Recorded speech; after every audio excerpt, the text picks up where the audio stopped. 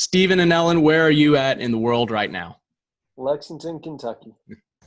Hello everyone, my name is Dr. Dylan Collier. I'm a physical therapist and welcome to the New Medical Nomads podcast, where I get to document my journey as a medical traveler, as well as interview other experts within the traveling field.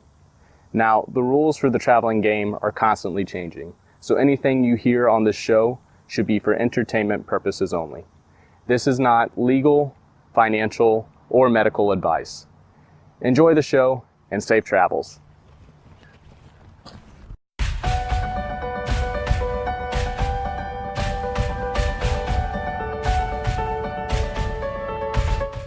Hello, everyone, and welcome to another episode of the New Medical Nomads podcast. I am your host, Dr. Dylan Collier, and today I am with Ellen and Stephen Stockhausen, travel PTs with a newborn. So we're going to be talking about that and just kind of about their story in general. Ellen and Stephen, can you give us just a little bit of a background, how you got into travel and kind of what you're doing now? We kind of jumped into travel twice.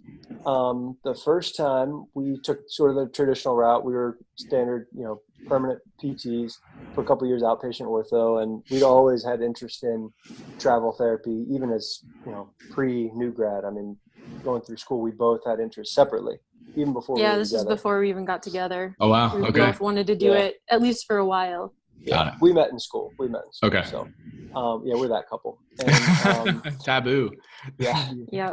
And we got out and, we had a couple of years of outpatient ortho to kind of build the skills. And then we decided we wanted to hit the road after we got married.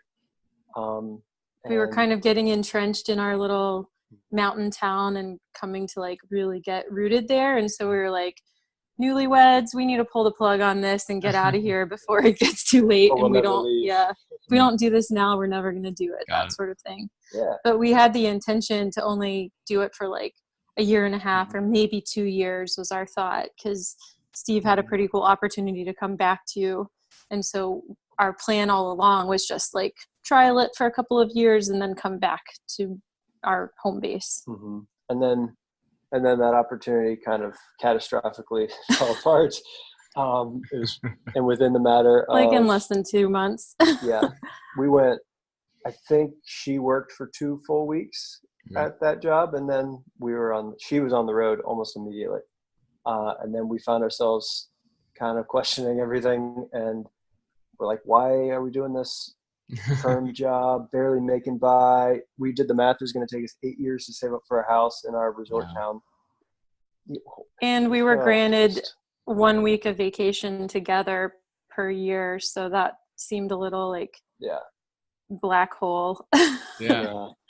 And then, so we decided to hit the road again, and it's basically totally changed, our entire lifestyle. Mm-hmm. So that's sort of, and that's how we are now. So. Yeah. So we're traveling strong as long as we can. No plans to stop. No plans to stop. That's amazing. How long have you guys been traveling up until this point? 4 years? Just going on 4 years. 4 years. Very cool. Yeah. Minus that 2-month stint where we tried to stop. Got it. Well, is there anything that you guys know now that you wish you would have known back when you started traveling? I think for me, it seems to be a hot topic lately, but the negotiation kind of thing, that there is wiggle room, that you can actually have a say in building your contract. It's just this aspect of who's in control. We had no idea. We were super stoked with our first contract, and it was great. We got paid well. It was wonderful. And then you leave and you talk to other people and you're like, holy cow, we could have done so much. I mean, we could have not just gotten paid well, but just really well. Or maybe we could have had certain dates off that we didn't know about, and, stuff like that. We just, we didn't know. And,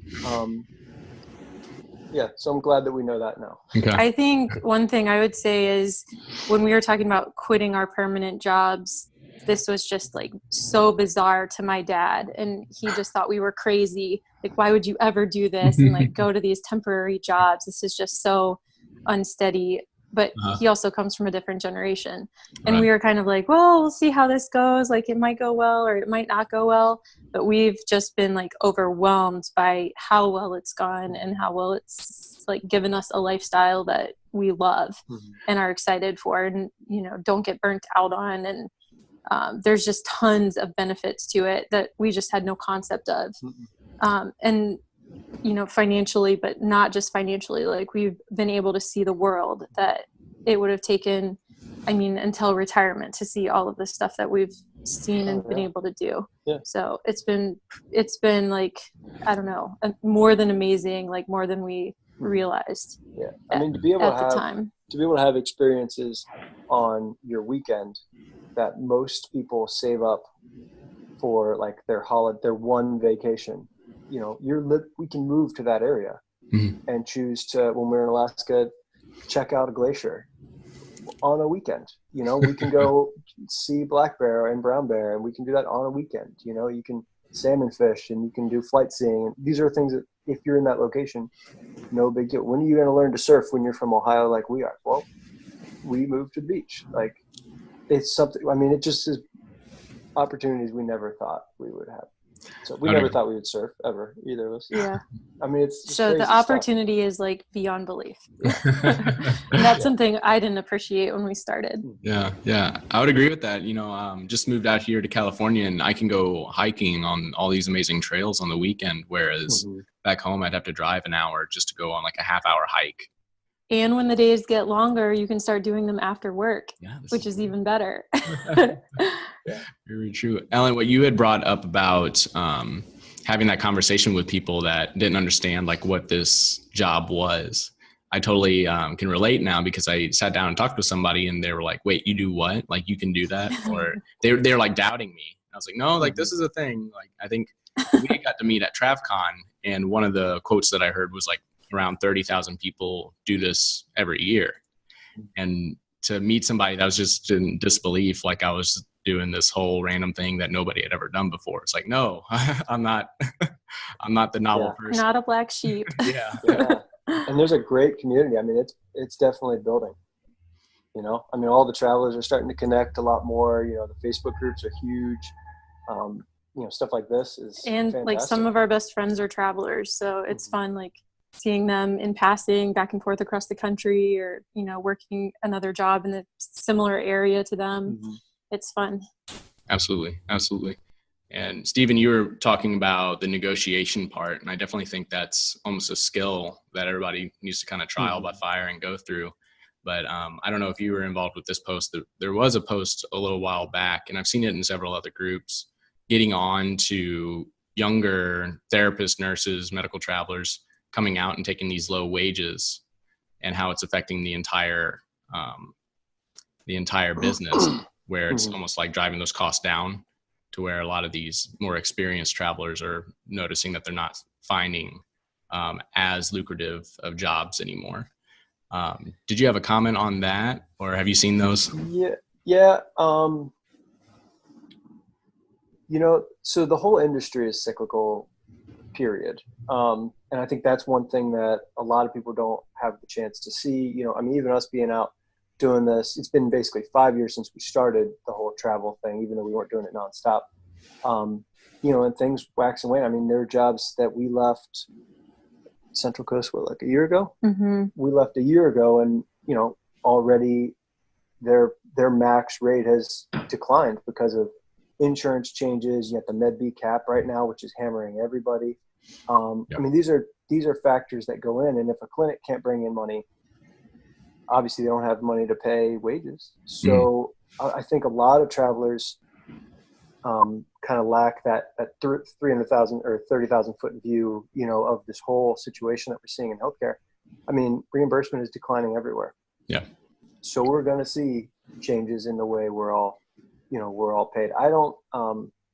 I'm not a big fan of people getting after other people for taking low pay. If it's the right fit for you and your family and you can make it work and you're stoked to be there, like, take the job. We took jobs in Washington or in Alaska that hardly paid. Compared to what everyone's throwing out on, these different groups, apparently we got paid pennies, but we were stoked. We wanted to be there. We were, and we met our needs. We did the numbers. We still came out on top, from a perm job. Yeah. So we crunched the numbers and it worked for our family. So I think that that needs to be sort of the lens that people are looking at. And Yeah. sure, I bet there's a few, young bucks out there taking jobs and they don't have any clue, but they don't know. And if Right. it works for them, like, I don't know. So I don't like us kind of eating our own, as they would say, I mean, just support everyone and educate each other, and we all can, improve from there. So Absolutely. that's sort of my stance on that. I didn't actually chime. I think I know the thread you're talking about. I didn't chime in. I think we wrote a post about negotiating. So I think Okay. we tossed that in there and kind of stayed out of that. Yeah. Yeah. No, I agree with those types of posts. Gotta support each other. Yeah, for sure. For sure. And if that is what's driving, down these wages, instead of coming out with like a kind of like an inflammatory post to just like incite, play the blame game, list a couple things that some of these new grads don't know that maybe they could work into those negotiations. Because I think a lot of it comes down to like creating value in yourself and then being able to present that in an interview so that like whoever's interviewing you sees like, oh, they're a new grad, but they're still going to add huge value to our clinic. So we're willing to pay a couple dollars more. And so like being able to explain that value is a big factor in negotiating. Yeah, for sure. So if we look kind of zoom back in on the individual, some simple tactics is know what you're worth, not necessarily money wise, but know, okay, I bring this skill set. There's a phrase that gets tossed around in the business world of skill stacking. So, you've got to be able to take these separate skills. I was a teacher before I started physical therapy school. So, I have that aspect, and I'm for sure going to bring it up in an interview because that tells someone, even if you don't have any clue what I taught, I mean, it could have just been some blow off course at a, silly class. He taught science. It's legit. But that to the hiring manager, like that's something that could be of value to them, so of course I'm going to bring up those skills. I'm going to bring up the fact that, I've done X, Y, and Z in other clinics, and, in the back of their mind, they're thinking, okay, so I could possibly use him here, here, here, and here. Wow, this guy could really bring us some good. And so then when I go and say, well, I love this job, I'm excited about it, but, I'm going to need to get paid a little bit more than this. What can you do? They're more willing to do something about it, So that's one thing is knowing how you can be valuable. Well, first off, become valuable and then communicate that. And then you can eventually ask for more money. Got it. I will say it will be interesting to see like with the new tax law, because I listened to Laura Nomadicare's podcast or webinar with Joseph Smith, and they talked about like the corporate tax rates coming down, and I think it'll be interesting to see how that will or will not trickle over to the therapists, and hopefully, I know not all of it will be passed to us because where that money has to be split in 3 different pots at least, or maybe 4. But maybe we'll see some changes with that too, right? And get a little bit of benefit there. And I watched that as well, and I am interested to also see how the trend goes for travelers, for those who are interested in kind of going through the fire of becoming an independent contractor versus going through these recruitment agencies. But Stephen, you were talking about that skill set and building that, and we had tried to record this before, and it just didn't work out with some connection issues. But I also know that you both have your OCS, which is the occupation or orthopedic clinical specialist for physical therapists. Can you kind of go into that a little bit, what the preparation looked like for a traveler, and then do you recommend it for every traveler? I can talk about it a little bit. Basically, we did it when we were back doing our perm jobs. We actually started studying for it like maybe a couple weeks after our wedding and took the test, I think 2 weeks before we moved out of our apartment to start traveling. So we actually found out that we passed like halfway through our first traveling job. But it is a little time consuming because you have to have a certain number of hours like spent in orthopedics in order to even be able to register for the test. So that was crucial for us to have those 2 years of experience. I think created enough hours, or at least by the time we signed up for it, we had enough hours. And then I think both of us will say, I don't know if we would have passed it if we weren't studying together, because we studied a lot the first year of marriage, and like every weekend was, okay, go for a hike and then come back in and spend 8 to 10 to 12 hours on the couch. Yeah.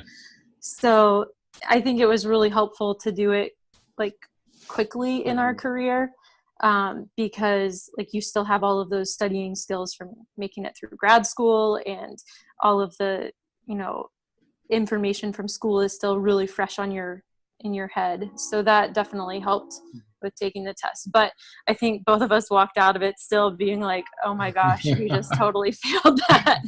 But we passed somehow. So. Yeah, it's definitely the hardest test you will likely ever take. Yeah, my boss in Alaska actually was like a very tenured outpatient therapist. She was the manager of this like huge orthopedic group, and she did not pass on her first try, but she also tried to take it like many years out of school. Okay. So, and along those lines, I do think that OCS has come in handy, because like we've never been turned down from a job that we interviewed for, and especially that job was outpatient ortho. She had her pick of tons of therapists, and basically she told me on the phone during the interview that because I had that, like that put me to the top of the list. Got it. Didn't pay me any better because we still made crap that assignment, but it's in Alaska, so it's good. Okay. Yeah, so it doesn't necessarily win you the job outright, but one thing we found is you kind of move to the top of the pile, so it gives you a little bit better chance. And to be really honest, I think it's something that we're seeing the trend across the board in physical therapy. Tons and tons of new grads are going straight into these.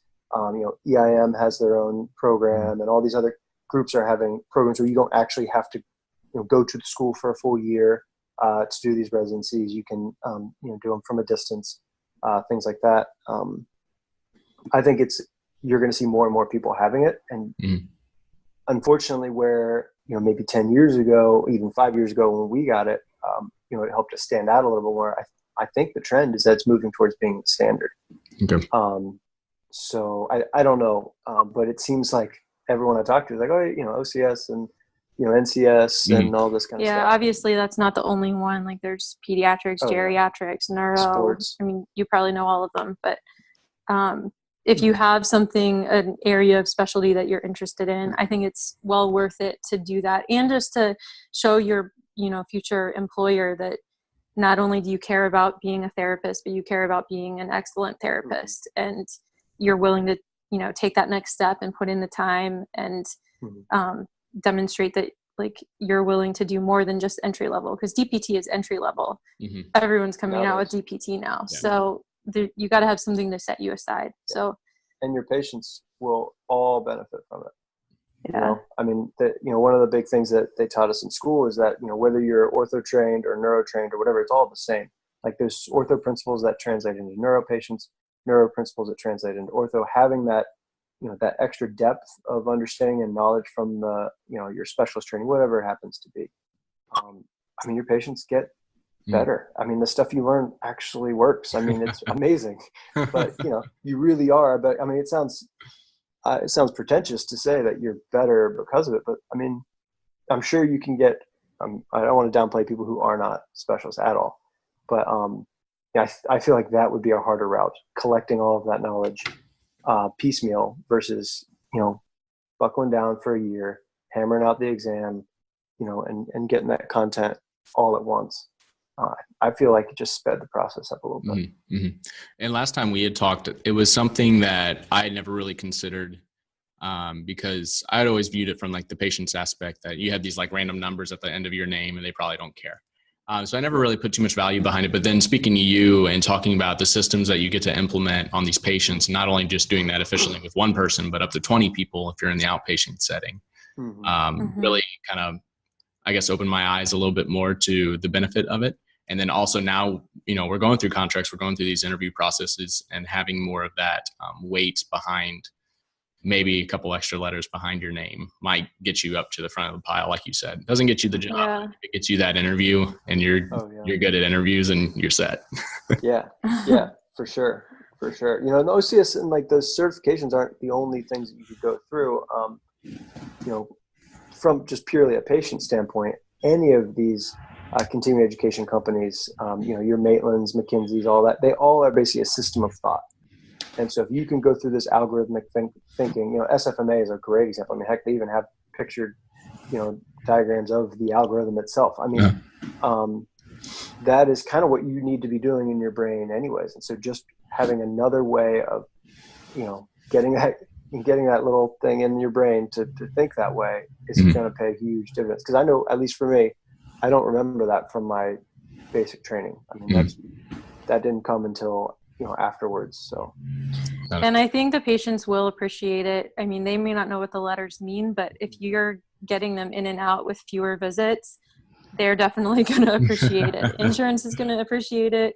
And you're probably going to pat yourself on the back because now you have the annoying patient out of your clinic after 5 visits instead of 25 or, whatever. Yes. And you guys patients want to get better faster. Yes, absolutely. Oh, sorry. Absolutely. Oh, no, it's fine. I was just, so you guys were talking that setup of just going hiking and kind of coming back and studying, and definitely kind of fit with how my schooling was just, work out, come in, get a good blood pump before you start like hitting the books, maybe a little bit of intra workout in there as well, just to make sure that you're not falling asleep. But sounds like you guys are taking advantage of kind of the lifestyle that goes along with traveling as well, and taking some time off.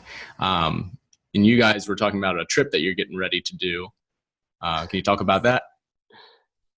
Yeah, we are going to do on the 6-month birthday of our little girl.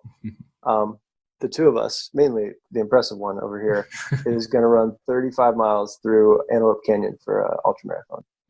So we're pretty stoked. Yeah, this is the comeback race. So there's a lot on the line here. Have not done a race since well before she was born. But we were actually signed up for this race last year, and I ended up being like 3 months pregnant and kind of feeling the waves of nausea and not wanting to train on muddy trails in the rain of California winter. So we postponed it to this year, but no more deferment. It's going to be done this year. Gonna happen. Yeah. Some of my other classmates that I went to graduate school with, they are interested in potentially getting to ultra marathons as well. But the only thing I know about it was there's a few Netflix, I don't know if they're series or just kind of like movies out there, and they follow a single runner throughout these trails. Can you describe the setup of this one? I know it's a little bit shorter, like 35 miles versus like 100 for those, but is it pretty mountainous? Are you going through like trails? Is it through woods? So this is through Antelope Canyon, which basically it's like desert and slot canyons. Yeah, I bet everyone has seen some of the famous photos from there. It's really skinny red rock canyons where the lights kind of bouncing off the really skinny red sandstone. I guarantee everybody has seen some. And we'll run right past Horseshoe Bend and Lake Page, or not Lake Page, Lake Powell. The race is in Page, Arizona. So we're not really it'll be sure. like wide sweeping desert views. Yeah. Wow, that's amazing. Yeah. And trail. No, we did one in Zion a couple years ago. Oh, really? Yeah, just outside. That was her first ever was Zion. So where you just were. So. Yeah. Except that one, it rained the night before, like all night long from like midnight on, and the trails were just like thick clay. It was awful. Like I got a hamstring strain just from lifting my feet, like caked in this like thick desert mud. Wow. It was nuts, but it was fun. Yeah. And I just got to experience Zion for the first time. I was coming from Utah down here to California during my 5-day trip. And it was kind of a last minute deal. And I wouldn't have heard about it if somebody hadn't like told me like, hey, you need to check out Zion. And I am so glad I did, because it is so gorgeous out there. Unbelievable. And, so here's the story. I was driving out and I lost service on my phone. And so I stopped and like asked this lady at one of the booths. I was like, hey, which way do I need to go in order to, get back to the interstate and head to Las Vegas? And she goes, oh, well, you can go just right this way. And so I kept going straight, but she meant go right when you get to this turn. Like right this way. I went and got to drive through all of Zion, which was amazing, and got to see everything. But it took me probably an hour before I realized that I was going the wrong direction. And so I had to turn around and come back all the way. And you're like driving on the mountains and like through the tunnels and stuff. Yeah. And that view when you come out of the tunnel is like, oh. Yeah. That's incredible. But That's so- awesome. Good mistake to make. yes, I wasn't too upset. Yeah. But Gambling's open all night anyway, right? yes, out in Las Vegas, absolutely. Talking about your daughter, so she's about to turn 6 months, and you are still going to be traveling even though you have a newborn with you. That's the plan. I'll kind of back it up, and can you describe how that decision process went of deciding that you were going to continue traveling? Was it ever really a question of if you were going to stop, or how did you make that choice to keep going? So part of the decision was financial, because where our home base is really expensive, and they like to use the phrase that they pay you in scenery. And so I mean, we're not exaggerating when I tell you we're here in Kentucky. Kentucky's cheap, cheap cost of living, but also low wages. I am the only one working, but basically I can bring home after taxes the equivalent of both of us working in Colorado. Wow. Where we were in Colorado, in our town in Colorado, not everywhere. As perm therapist. As a perm therapist. And the benefit is, we basically thought of it this way. If we go back home, then both of us have to work, plus we have to pay someone to basically raise our little girl for us, watch our little girl. Or I can take a travel job, make the same amount of money as both of us working, and then my wife can raise our child for us. Yeah.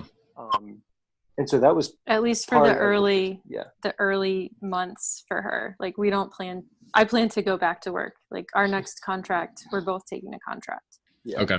But like, it's just been incredible, the opportunity that travel has provided, because like in what perm job can you take off 8 months when you have a baby, right? Like you're going to lose your job. FMLA only lasts 12 weeks. You're going to end up like finding a PRN job or finding a new job altogether, but you can't just up and take off 8 months. And like Kinley's 5.5 months now, and when I go back to work, she'll be almost 8 months old. And it's been like pretty amazing to be able to stay home with her, even though, I mean, some days are good, some days are bad, but to be able to like spend that time with her has been awesome. Yeah, that's great. That's awesome. How did your family take that of deciding to keep traveling with your kiddo? Well, we're here. Yeah, we're close to them right now. Like my family is a couple hours away and Steve's family is 3 hours away. So I think by this point, like we lived away from them ever since grad school was over, basically. So they're kind of used to us not being around. Mm-hmm. I think they kind of understand why we want to keep traveling, but they're both kind of old school and are also like, why would you want to do that? Like uprooting ever so often and moving everything.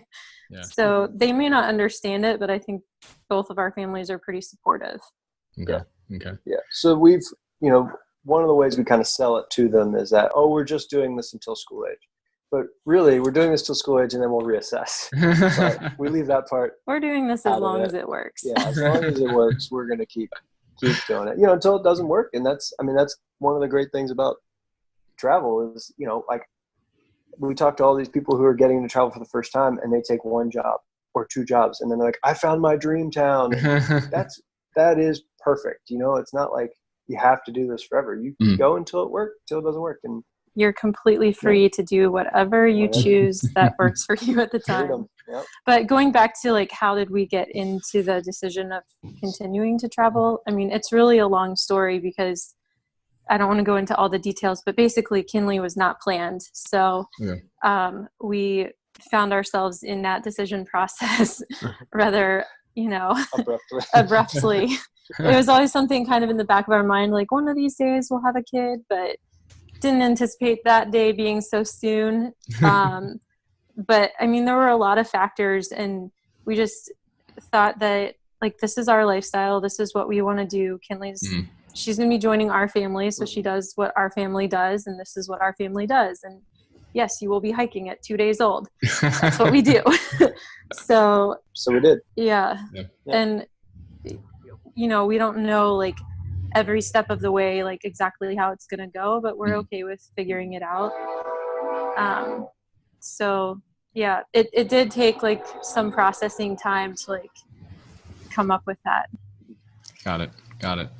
Yeah, that's great. And last time we had talked, well, first of all, before I met you guys, I had always just assumed that, you know, if I were to get settled down with somebody and have a kid, like that was the end of it. That no more travels after that, you know, and kind of like set in stone, kind of start to hunker down. But then you guys, I met you and just been kind of inspired and realized that it's not a closed door. Like you can continue to do this. And I met other people who are also traveling with kids who are in grade school or middle school. And the opportunities there with like homeschooling, different things like that. Forgot where this was going. I'll figure it out. You thought it was over when you said you thought it was over when you were going to settle down. That was going to be over. I will say one of the things that makes me really nervous about like thinking about taking a contract and now finding someone to provide care for Kinley is that like when you're traveling, you're moving in and out of places pretty quickly. So fielding potential caregivers is like a really fast process. And the idea of like quickly finding someone who I like trust completely to take care of our baby girl is like, it keeps me up at night sometimes. I mean, it's just a little scary, especially like after you watch things on the news and, you know, she's our baby girl. I don't want her to be hurt. So that's probably the scariest thought. But another thing that we've thought is that maybe both of us take a contract together and then one of us stays home with her for the next contract. Like since we're traveling, we have the option to flip in and out of who's working, or we're both working, or we're both off. You know, there's just so much variety and so much potential. So it's exciting and scary. Does that help you get back on track at all? It does. Yeah. No, I can completely understand that. And I don't know if there's like apps out there to where you can use like people or find people for like babysitting and stuff like that, or just contacting local peds therapists or peds. Yeah. Yeah, there's a few websites and you know that they're like kind of like staffing for care.com. Yeah, so we'll look into those. We just found out last week that this contract is ending a month early, so that's going to speed up. I mean, we hadn't planned on searching quite this soon, but we'll be looking into that in the next few weeks and things like that. Got it. And yeah, last time we had talked, you had said that one of your goals was to basically anything that you would have done before having a child, you weren't going to let that not happen just because you had, you know, a plus one in the family now. And I thought that was really cool. And you guys had just gotten back from camping or something like that when we were trying to do the last one. Oh yeah, she camped out in I think it was like it got down to 28 that night or something, and she camped with us for the first time in Red River Gorge. She was a champ. Yeah, she slept great. She did. Yeah. You just bundle her up. We were thinking about taking her up to Angel's Landing while we're out in Utah, but yeah, I don't know if that's such a great idea. Maybe not this trip. Yeah. So if you're on, can you describe kind of if you were traveling, like the doctor's visits and things like that and all the preparation while you were pregnant up until the birth? Yeah, I mean, that's like a huge can of worms because how do you condense 9 months? But I actually just recently did a blog post on it, but the short version is... What's the title of that? And I'll put it in the show notes. Or I can find it. Yeah, it's like within the last couple of weeks. I can't remember what I named it. Like, but it actually wasn't a big deal at all. Like I was really nervous because we had just put in our notice out in California, and then found out we were pregnant. So we were like, okay, we're moving in a month, and we had to anyway. Otherwise we'd like become perm in California. But there, so I saw a doctor there. Luckily I have like one of my best friends is an OBGYN back in our hometown. So pretty early on, we decided like, well, we have to have the baby with Bree. So that was kind of the end goal. And then we had to just kind of plug in the pieces like, okay, so where are we going next? And so I actually ended up seeing a doctor in California, Colorado, and Washington. We ended up in Washington. and we started a 3-month contract in Washington. And then when we negotiated our extension, it was only like 10 weeks so that we could finish up like 3 weeks before her due date, like keeping our fingers crossed that she's not going to be a preemie. But we wanted to have a little wiggle room, and kept company insurance. Then I went on Cobra. It was actually like really smooth. I guess the biggest thing was just, changing doctors and making sure the doctors that I worked with were accepted by our insurance. Okay. And then it's just like quick record transfers, and then I always had Bree. I could just text her if I had any questions, really, too. But I tried not to bother her too much. Yeah. So it was pretty smooth. I will say another thing that concerned me with being pregnant was that, like, in a contract, the new boss would like look at me like, oh, well, she's pregnant, so she can't do as much. Like, she can't lift this patient. She can't like pull her weight. She can't keep up her, quota for patients for the day. And so I really wasn't excited to like advertise my pregnancy because I didn't want to be viewed differently. But our recruiter was great, and also our doctor, and she's like, your boss cannot discriminate against you because you're pregnant, and just reminded me of that. Like, that's discrimination. So in the end, it ended up being awesome, and our boss even gave us a little baby gift when we left. So They were great. yeah, everyone was really supportive. Yeah, so that's great. So did you know you had your one friend that you knew you wanted to work with or have her work with you? The other two doctors, did you know ahead of time? Or did you just find them? And I just saw the guy in California once because we were only there for a month before we moved. But I ended up finding an awesome doctor up in Washington, and she's actually thinking about traveling and doing locums because her fiance was in the military, and he was going to be traveling overseas, but she wanted to be with him and also keep a practice. So it was really cool. Like, I would have loved to have had the baby with her too. But yeah, and we really lucked out. We really liked her. Yeah, that's cool. Any other maybe surprises or challenges that you had through the process? Well, we ended up bankrolling 8-week vacation for the two of us, 8 weeks off for the two of us. 4 weeks before, and then a few weeks after Kimberly was born. So yeah, unless you're like already on short-term disability, you can't just sign up for it and use it for a pregnancy or labor and everything. So I was not on our company's short-term disability. So, and this is one of the things, like, we knew as travelers, like, you don't get FMLA because basically when your contract ends, you're no longer employed. So if you stop a contract and then have a baby, you're not considered an employee anymore. Right. So FMLA doesn't count. So, like, we knew all along, like, we'd have to financially wing it ourselves, and it ended up not being an issue. Got it. Very cool. Is kind of just working down the list of questions here. Is there any myths that you've heard of with like medical travel that you believe are not so true now that you've been traveling for 4 years?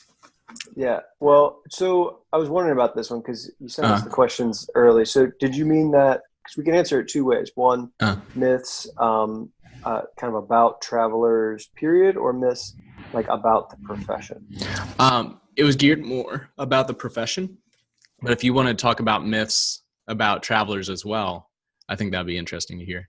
Yeah. So the myth about the profession that I think is pretty easy to debunk is like this concept of like their assignments. So everyone uses that word that you were like, it makes it sound like you're back in school and you were assigned this clinic and all that kind of stuff. And so that's it's not like your clinicals where you get sent here and sent there. It's kind of shocking for some schools. It's kind of shocking how many emails I get through our website of people asking like, okay, so when they send you to so-and-so, I'm like, no, you don't get sent. Like, you choose to go there. Like, we just use that term assignment. It kind of is just like industry terminology. So we like to call it a contract and just explain it like we're contractors. We have a middleman, but we're basically on contract. And we are. So that'd be the one, and then the other one is generally about travelers in general, is that we're not any good.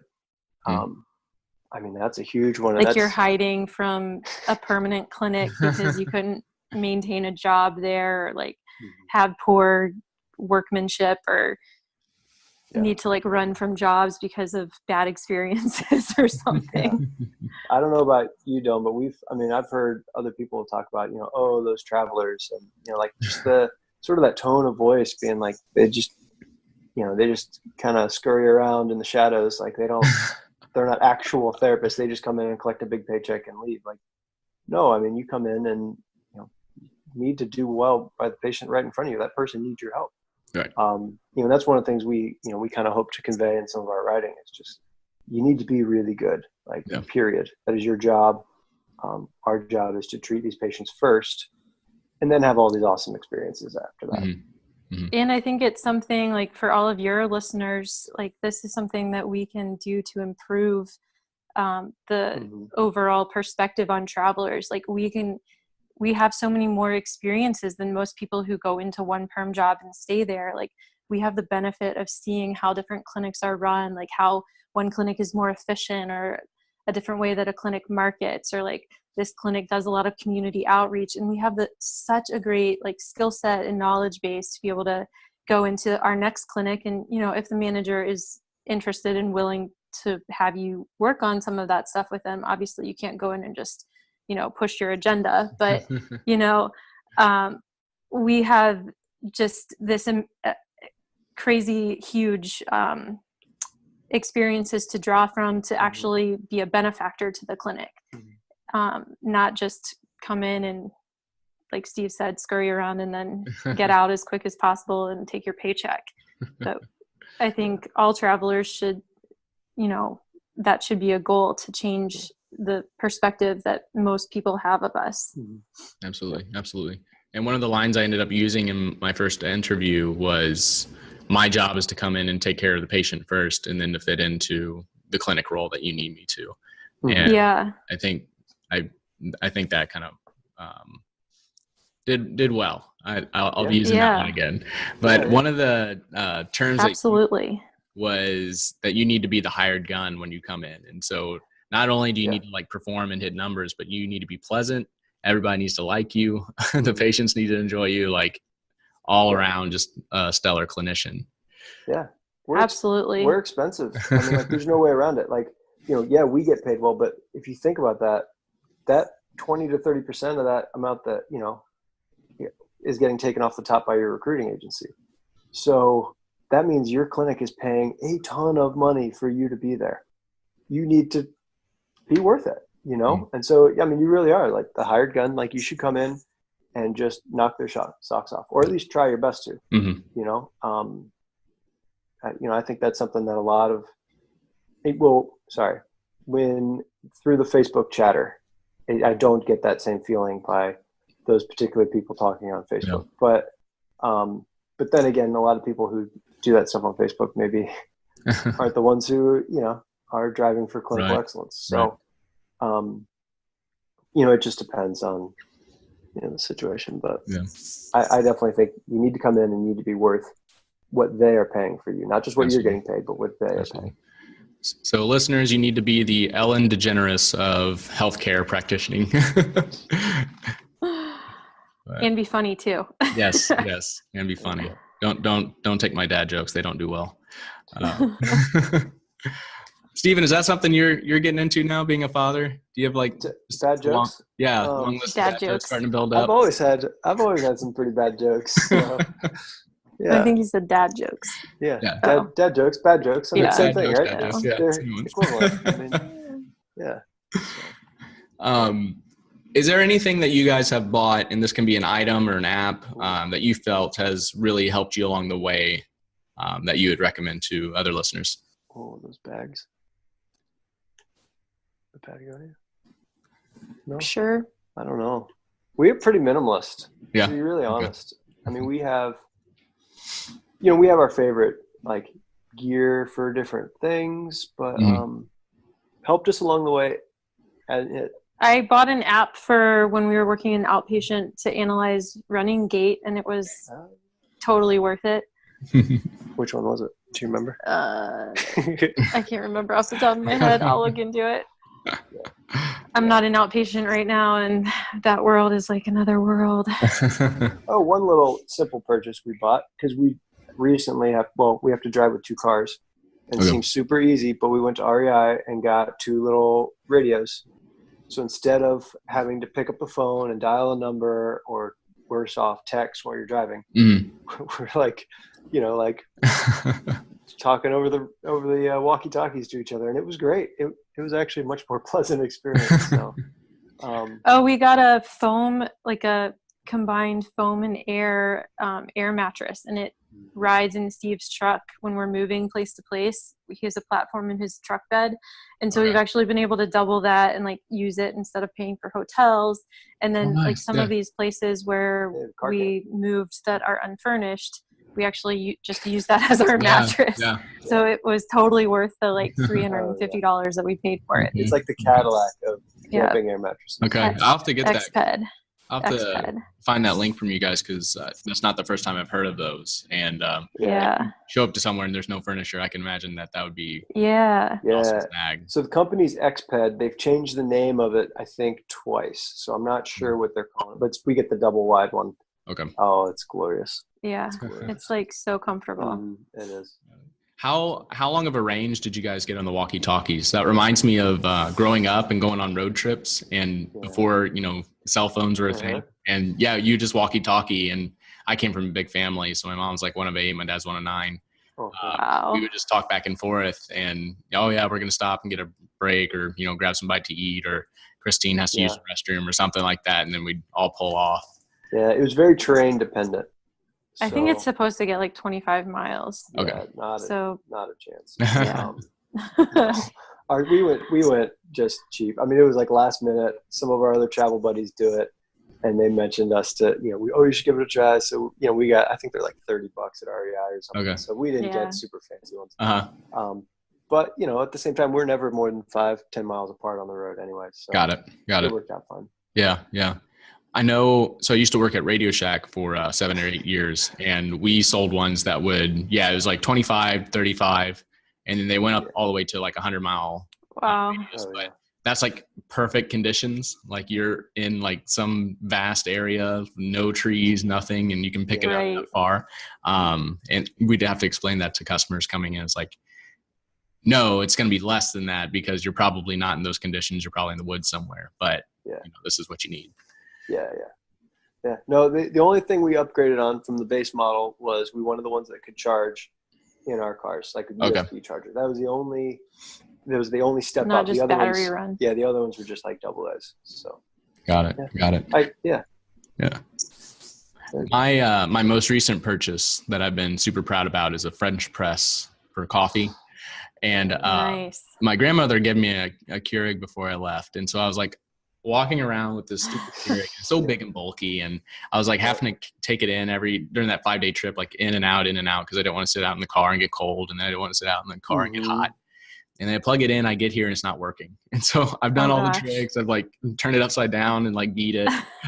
Tried to like shove needles into the other needles and like clear out holes, and nothing's working. So I ended up having to just trash it. But I was so excited for this French press. It's so much easier. You just put warm water in there, you put some grounds, and you just pump it basically, and it's ready to go. Have you tried an AeroPress? I've not. Seen those? Honestly, I think the French press is a little bit easier, but they got Really? they're super trendy a few years back Okay. for like espresso and all this stuff. Like, and you're supposed to be able to do it while you're camping. And so, we got one for Christmas from someone a little while back, and I think the French press is probably better, but some people Okay. love it. So if you're like espresso guy, I mean, it might be they're only like $20. Got it. And they Oh, camp nice. real Okay. well because it's like super durable plastic. Like you can't really mess it Yeah, up. lightweight plastic. Got it. Okay. Just okay. a thought. Yeah, because I don't do anything special. I just drink my coffee black. But I've heard of like travel presses where they make it out of kind of that, I imagine, more durable material. Because this one's like glass, and so if Oh, Mm. something were to ever happen, it'd probably shatter.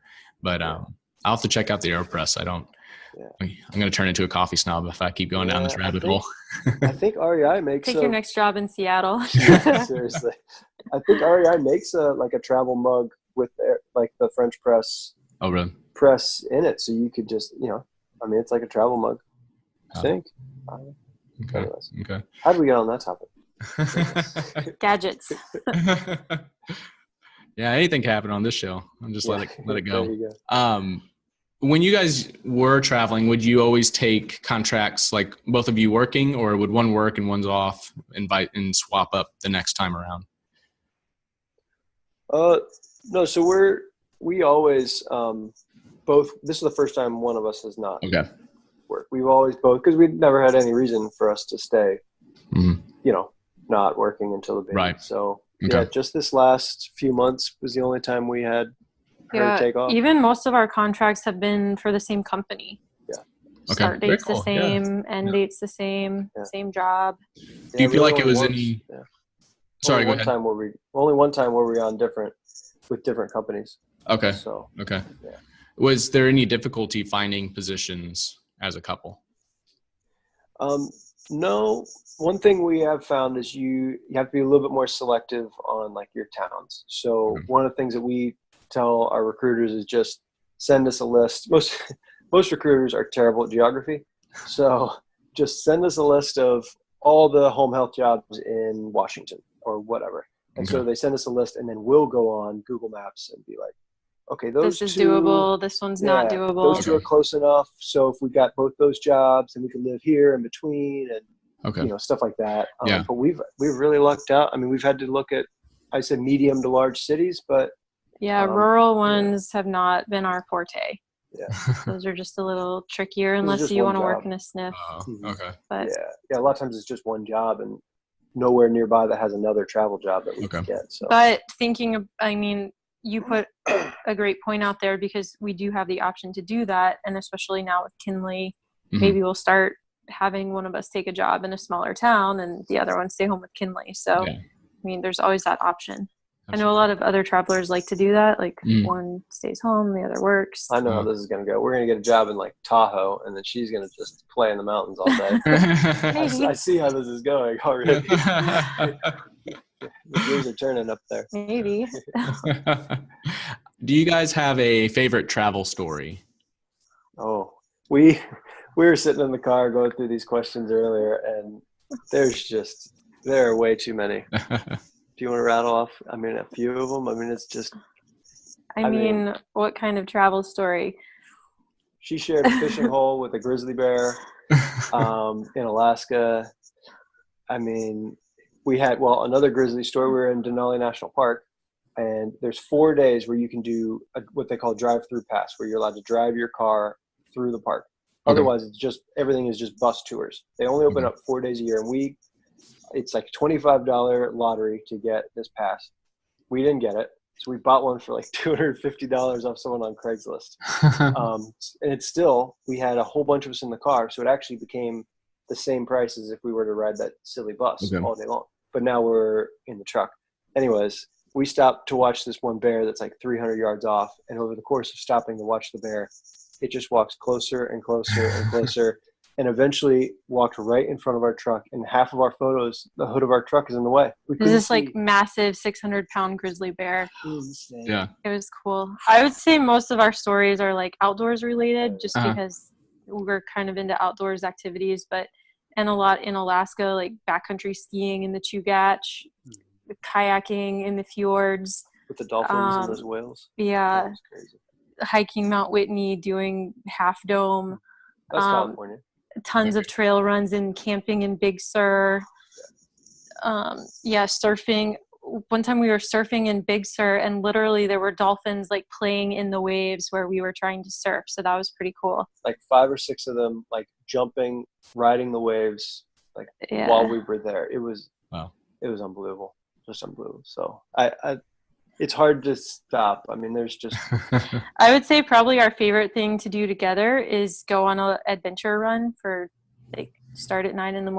and pack enough food to go all day if we want to, or stop and swim in a lake, or take photos of the view, whatever. And usually the dogs are with us. We also travel with a couple dogs. Okay.